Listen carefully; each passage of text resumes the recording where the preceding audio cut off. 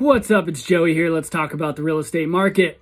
So prices haven't increased as fast since prior to the Great Recession. And in fact, in a lot of ways, some of the growth we're seeing is even more substantial than what we saw in the early 2000s. So the question is, are we headed for another housing-led financial crisis? And experts are saying no, and I tend to agree with the experts. And that's for two main reasons. One is credit availability.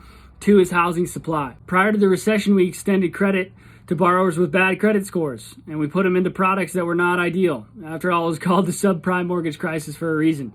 If you actually look at the credit scores of borrowers over time from the 90s to the early 2000s, they didn't change that much. What changed were the types of loans that we were putting them into.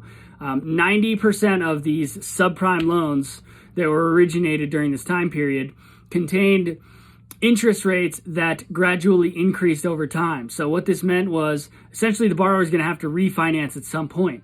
At some point, the interest rate is going to increase to a level where the borrower, especially one with a poor credit situation, can no longer afford those payments. That's all well and good when the housing market's hot, right? Things are going up, prices are appreciating, everybody's happy, everybody's making money.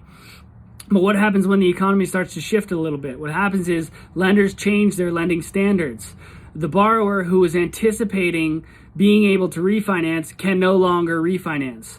They can no longer afford to make the payments that they're making. They start to default and go into delinquency and foreclosure.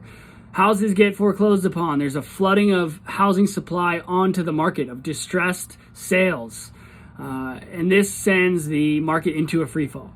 So that's what happened. From 2004 to 2006, almost 40% of all first lien mortgages were affordability products. Today, that number is 2%. So the underlying risk in those loans was much, much greater pre-recession than they are today. All right, so what about supply and demand?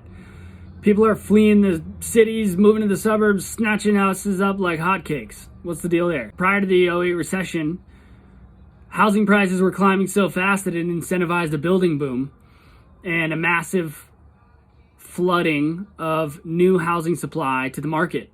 In 2006, single unit completions were at an all-time high. So you combine this new flood of housing supply with the other flood of distressed inventory coming onto the market, and you've got a massive issue and houses continuing their free fall in value. So this time around, we simply haven't been building enough homes. Definitely nothing that could be considered an oversupply.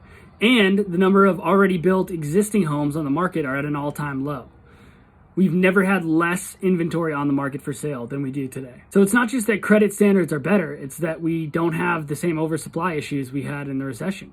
There simply aren't enough homes out there to buy. That and the quality of our mortgage credit is good. Now, there's other factors as well. Obviously, it's a little more complicated than that. I mean, you can look at leverage, right? But that's another positive indicator for the market that we're in.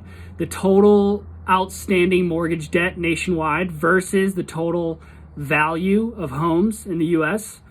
is at the lowest levels it's been in 26 years. So I think we're on much more stable ground in the housing world than we were prior to the Great Recession. Anyways, that's my 2 cents. What do you guys think? Let me know in the comments below. Peace.